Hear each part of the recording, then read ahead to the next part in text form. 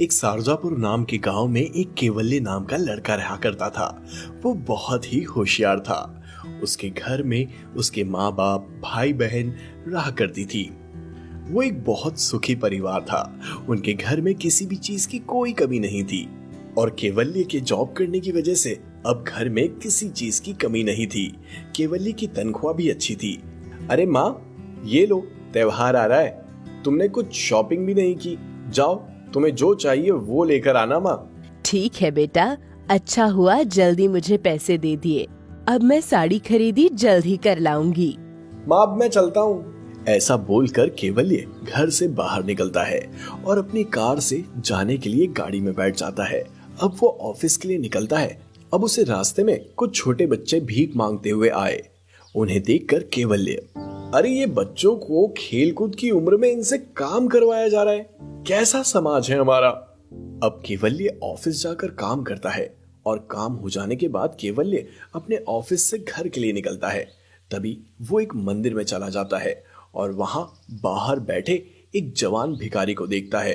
तो उसके मन में विचार आता है, क्या ये जवान होकर भी भीख मांग रहा है?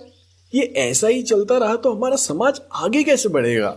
ऐसा सोचकर केवल्य मंदिर में भगवान के दर्शन करने के लिए चला जाता है और दर्शन हो जाने के बाद उसकी नजर फिर उस भिखारी पर पड़ जाती है और उसके मन में उसे मदद करने की चाह निर्माण हो जाती है और वो उसके पास चला जाता है। अरे तुम भीख क्यों मांग रहे हो? साहब, अगर मैं भीख नहीं मांगूंगा तो मेरे घर का गुजारा कैसे चलेगा? और साहब, आप जैसे लोग सिर्फ बोल के चले जाते हैं, असल जिंदगी तो ऐसे बड़े बड़े वाक्यों से नहीं चलती साहब।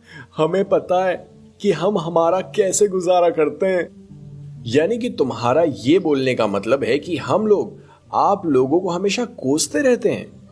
साहब, आप लोग तो कोसते तो अलग हैं और पैसा देकर मुंह बंद करवा देते हो।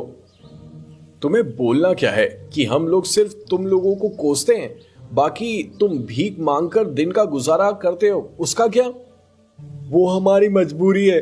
आप ये बोल रहे हो साहब? अब केवल्य उस मंदिर के बाहर सब तरफ देखता है और उसे दिखाई देता है कि उस मंदिर के आसपास कोई भी फूल वाले की दुकान नहीं है और उसके मन में ये कल्पना घर कर लेती है और वो कुछ सोचकर वहां से निकल जाता है। साहब साहब, आप भी वैसे ही निकले, पैसा ना देकर चले जाने वाले। अब केवल्य बाहर जाकर एक बहुत बड़ा फूलों का बैग लेकर आता है और उस भिखारी के पास जाकर खड़ा रहता है। अब वो भिखारी मन में सोचता रहता है, क्या साहब, मुझे लगा कि आप वापस नहीं आओगे, मगर आप वापस आ गए। अब ये लो फूल और इससे आज से धंधा शुरू करो, समझे? और हमेशा कोई भी पैसे देने वाला तुम्हारी लाचारी देखकर नहीं, तुम्हें मदद के हिसाब से करते हैं, समझे? साहब, मेरी आपको पहचानने में बड़ी गलती हो गई, मुझे माफ कर दीजिए साहब। अच्छा, ये लो फूल और इसकी मालाएं बनाकर बेचना, ठीक है? धन्यवाद साहब, आपका बहुत बहुत धन्यवाद। आप जैसा आदमी लाखों में एक होता है साहब। अच्छा ठीक है, अब मैं चलता हूँ। अब भिखारी हाथ जोड़कर उसे मन ही मन धन्यवाद देता है। केवल्य वहां से चला जाता है और घर जाकर सुकून से बैठ जाता है। उसे मन ही मन आज बहुत अच्छा लग रहा था। और जब केवल्य बहुत दिन अपने काम में व्यस्त रह जाता है, कुछ दिनों बाद केवल्य की शादी हो जाती है और वो दर्शन के लिए उस मंदिर में चला जाता है और वहां भिखारी को ढूंढता है, मगर उसे वो भिखारी नहीं दिखता।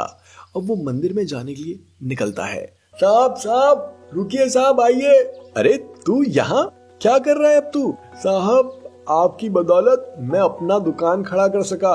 आइए ना साहब, क्या बैठिए। अरे तुम्हारी दुकान हो गई, मुझे ये देखकर बहुत अच्छा लगा। ये सब केवल्य की पत्नी देख रही थी और उसके मन में केवल्य के बारे में बड़ा प्रेम उत्पन्न हो जाता है। अब भिखारी उसके लिए चाय नाश्ता मंगवाता है। साहब, आप सोच भी नहीं सकते, आपकी वजह से मेरी जिंदगी बदल गई। आप मेरी जिंदगी में आए हुए भगवान हो। आप जैसे लोग अगर इस दुनिया में हैं, तो हम जैसे लोगों को चिंता करने की कोई चिंता नहीं है। मैंने मेरा एक सामाजिक जिम्मेदारी समझकर अपना काम किया। ये सुनकर केवल्य का मन बहुत सद्गदित हो जाता है और केवल्य भिखारी से बोलता है, मुझे तुम्हें देखकर बहुत खुशी हुई है। आज मैं समझूंगा कि मेरे हाथों से एक नेक काम हुआ है। साहब, आप जैसे इंसान के हाथों से कभी गलत काम हो सकता है भला? अब केवल्य और भिखारी एक दूसरे की ओर देखकर गले लगते हैं। अब केवल्य अपनी पत्नी के साथ मंदिर में भगवान के दर्शन करता है और उस भिखारी से अलविदा लेकर घर चला जाता है। केवल्य की पत्नी और अपने पति पर और उसके लिए हुए निर्णय पर गर्व महसूस होता है और वो, केवल्य जी, आपने ये काम करके मेरे दिल में बहुत बड़ी जगह बना ली है। आपने सच में बहुत अच्छा काम किया है। मैंने सिर्फ अपना एक नागरिक के हिसाब से फर्ज निभाया। अब वे दोनों भगवान के दर्शन करके घर चले जाते हैं और खुशी खुशी रहने लगते हैं। ढोलपुर गांव में किशन नाम का एक किसान रहता था, जो कि दिन भर अपने खेतों में काम किया करता था। उसका स्वभाव बहुत ही शांत था, जबकि उसकी पत्नी सुमन उतनी ही गुस्सैल और लालची थी। किशन जो भी मेहनत से कमाकर घर लेकर आता, वो उसमें खुश नहीं थी, इसलिए वो कभी भी अपने पति से सीधे मुंह बात नहीं करती थी। किशन हमेशा सुमन की ताने भरी बातों को अनसुना कर देता था। एक दिन ऐसे ही हमेशा की तरह किशन खेत से थका हारा घर लौटता है। तभी सुमन अकेले में खुद से कुछ बड़बड़ा रही होती है। हाय रे मेरी किस्मत, ये भी कोई जिंदगी है?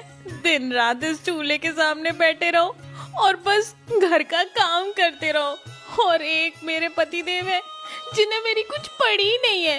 बस 2 वक्त की रोटी मिल जाए और कुछ इन्हें चाहिए ही नहीं। किशन पीछे से सब कुछ सुन रहा था, लेकिन हमेशा की तरह वो सब कुछ अनसुना कर देता है और अपनी पत्नी को प्यार से बुलाता है। अरे भाग्यवान, सुनती हो? मैं घर आ गया हूँ, जरा पानी तो पिलाना। सुमन हमेशा की तरह गुस्से से पानी लेकर आती है। आपको कितनी बार कहा है मैंने, मुझे भाग्यवान मत बुलाया करो। अरे भला वो क्यों? आखिर तुम मेरी पत्नी हो भाई। हाँ, मैं बस आपकी पत्नी हूँ, भाग्यवान नहीं। भाग्यवान उसे कहा जाता है जिसके भाग्य खुले हो, जिसके भाग्य फूटे हो उसे नहीं। क्या हुआ सुमन, तुम इतना गुस्सा क्यों करती हो? भगवान की दया से हमें बिना किसी के सामने हाथ फैलाए अच्छे से 2 वक्त की रोटी मिल जाती है। और क्या चाहिए तुम्हें? हाँ हाँ, आप बस अपनी इस 2 वक्त की रोटी में ही खुश रहना।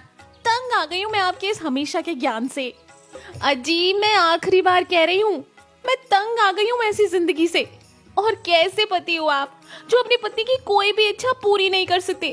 जरूर पिछले जन्म में मैंने ही कोई पाप किए होंगे, इसलिए आप जैसा पति मुझे मिला है।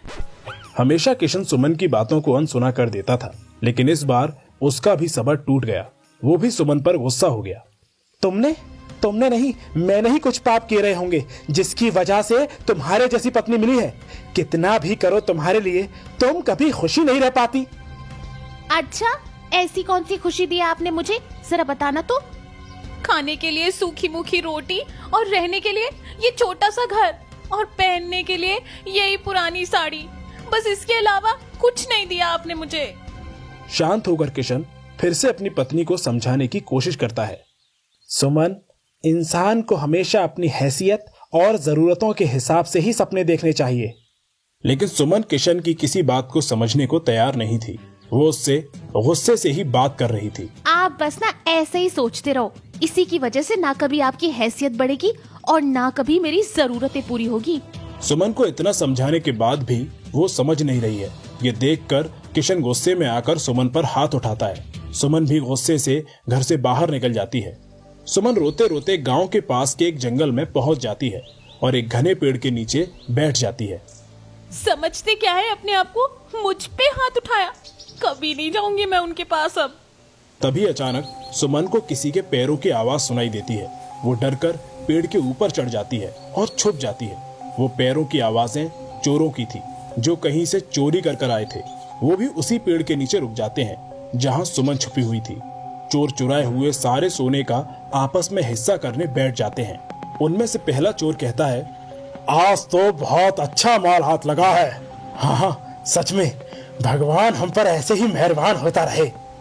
चलो चलो, इससे पहले कि हमें कोई देख ले, सोने के 3 हिस्से कर देते हैं।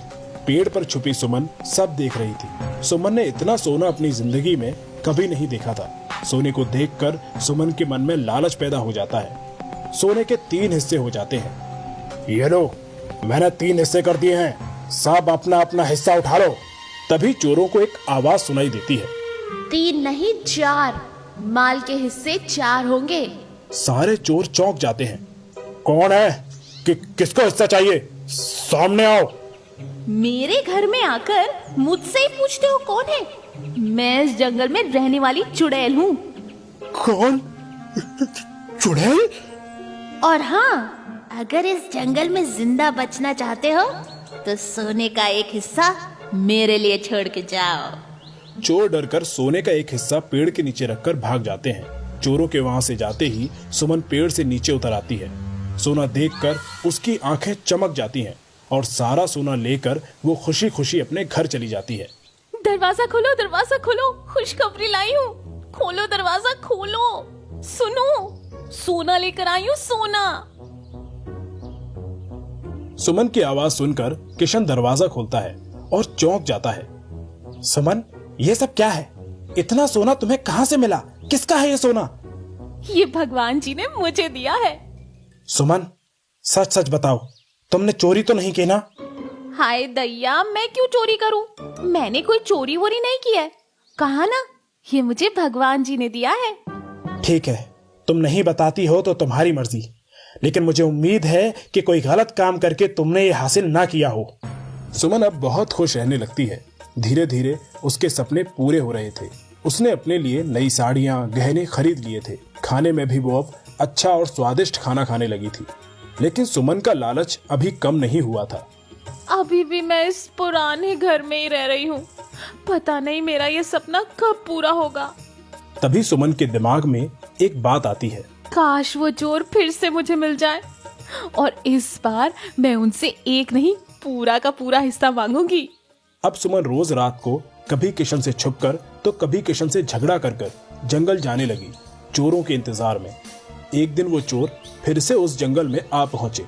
सुमन उनका इंतजार ही कर रही थी। इस बार भी चोर चोरी किए हुए माल के हिस्से करने लगते हैं।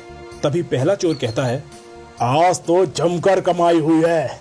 ये लो माल के 3 हिस्से, उठा लो अपना अपना हिस्सा। 3 नहीं 4, माल के हिस्से 4 करो। चलो चलो, इससे पहले कि हमें कोई देख ले, सोने के 3 हिस्से कर देते हैं। एक भी नहीं, इस बार पूरा का पूरा माल रख के चले जाओ यहाँ से, नहीं तो कोई जिंदा नहीं बचेगा। इस बार चोर डरते नहीं। उनको समझ में आ जाता है कि कुछ तो गड़बड़ है। वो आवाज कहां से आ रही थी ढूंढने लगते हैं। तभी पेड़ पर छुपी सुमन उनको दिखाई देती है। चोर सुमन की नाक काट के वहां से सारा माल लेकर चले जाते हैं। सुमन अपनी कटी हुई नाक लेकर रोते रोते घर आती है और दरवाजा खटखटाती है। दरवाजा खोलो, जल्दी दरवाजा खोलो, बुरी खबर लाई हूँ। खोलो दरवाजा, खोलो, कटी नाक लेकर आई हूँ। किशन दरवाजा खोलता है और सुमन की कटी नाक देखकर डर जाता है। सुमन, ये सब कैसे हुआ? तुम्हारी नाक कैसे कट गई? तभी सुमन किशन को सारी सच्चाई बता देती है कि उसे पहले सोना कैसे मिला था और अब उसकी नाक कैसे कट गई। सुमन, मैंने तुम्हें कितनी बार समझाया, लेकिन तुम समझती ही नहीं। देखा तुम्हारे लालच का अंजाम, तुम्हारी ये कटी हुई नाक।